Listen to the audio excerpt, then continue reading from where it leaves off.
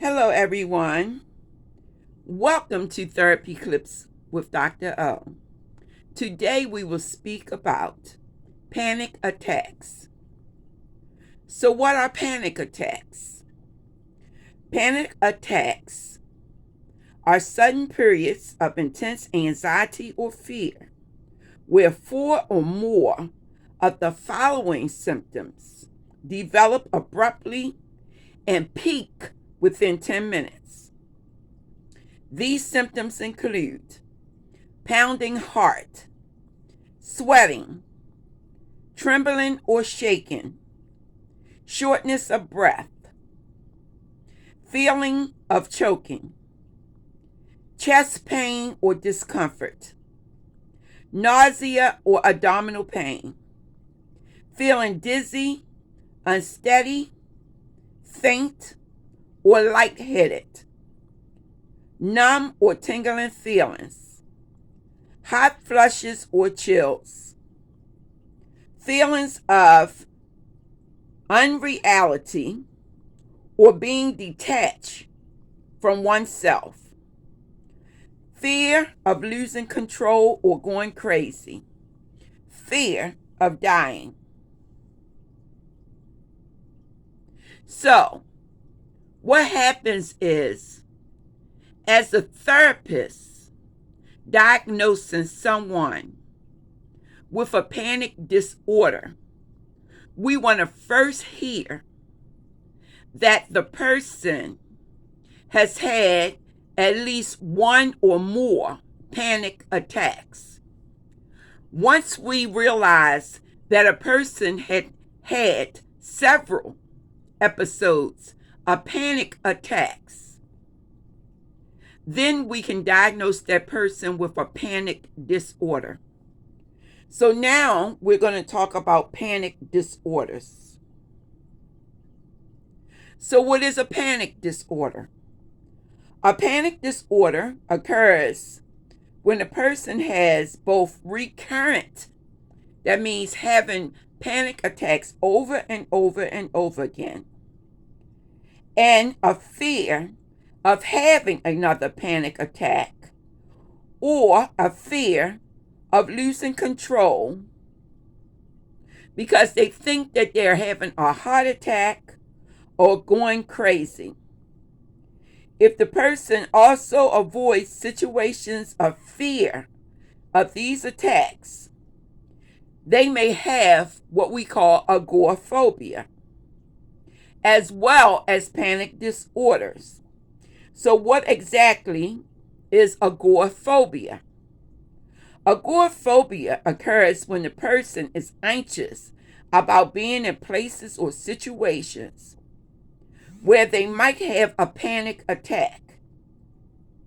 Hence, they either avoid these situations or only go to places with a companion, or endure these situations despite severe anxiety.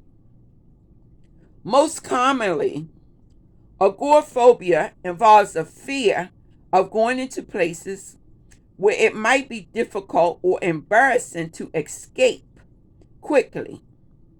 If they have a panic attack or need to get away, or places where there is no quick exit or access to medical help.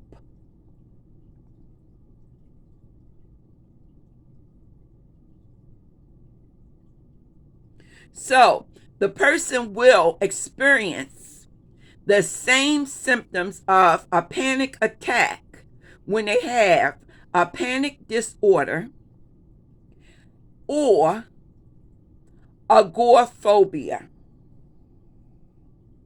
Now, I would like to teach you how to begin to cope with a panic attack, a panic disorder, and agoraphobia.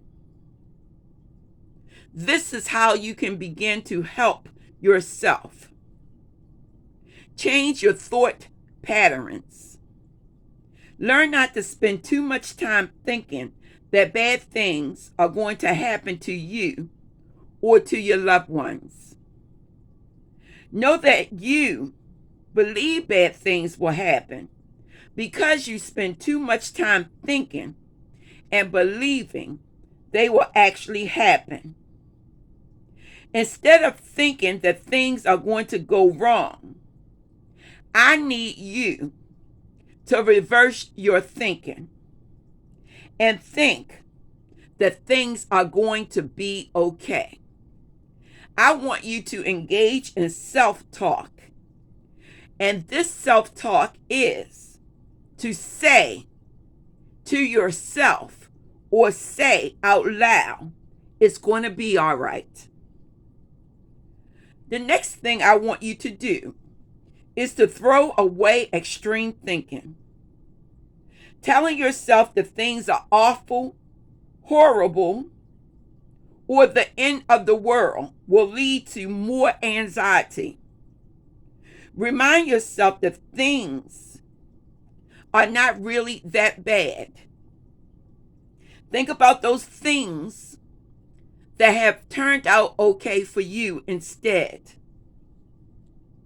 Make the choice to worry or not to worry. Resist the temptation to solve every problem before it happens.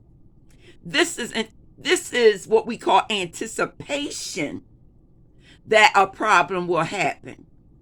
And no one can predict the future. So please stop doing that. Please resist the temptation to try to solve every problem ahead of time. Learn how to manage your worry and not let your worry manage you. I need you to learn how to change negative self-talk into positive self-talk. You see, sometimes self-talk can promote negative thoughts if you're thinking negatively. So, there are times that external events can lead to the interpretation of these events and self-talk. See, what we do as human beings, we tend to experience feelings and reactions to events that occur in our environment. We have to be careful not to allow negative self-talk to enter into our thinking. It is not productive. Now I will talk to you about 4 different types of negative self-talk. And then what I will tell you is what you should say to yourself instead. So I will begin to identify the 4 different types of negative self-talk.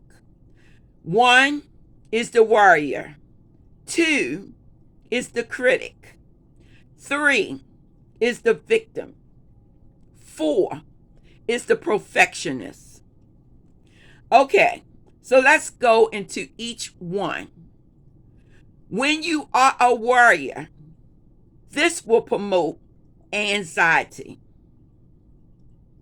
It creates anxiety because you imagine the worst case scenario will happen. You have thoughts of disaster and catastrophe. So if you are a worrier, I want you to begin to engage in this type of self-talk. I want you to say to yourself or out loud, I am a worrier, but I can handle this situation. The next category is the critic. The critic promotes low self-esteem. It constantly judges and evaluates behavior. It points out your flaws and limitations. So if you are a critic, I want you to begin to think and to say to yourself, I am okay the way I am. The next category is the victim. The victim promotes depression. It makes you feel hopeless and helpless. It tells you that something is wrong with you.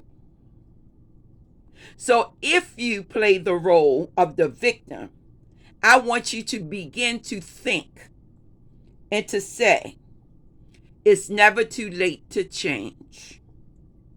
And finally, the perfectionist will promote stress and burnout in you if you are a perfectionist. It constantly tells you that your efforts aren't good enough and you have to work harder. So if you are the perfectionist, I want you to begin to think, I am not perfect, and it's okay to make mistakes. This is Dr. O. I'm from the organization Human Service Consultants.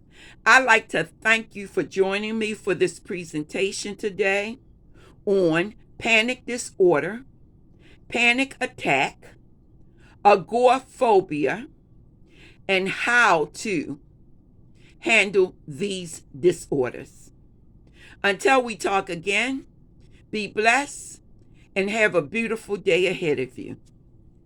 Until we speak again, love always.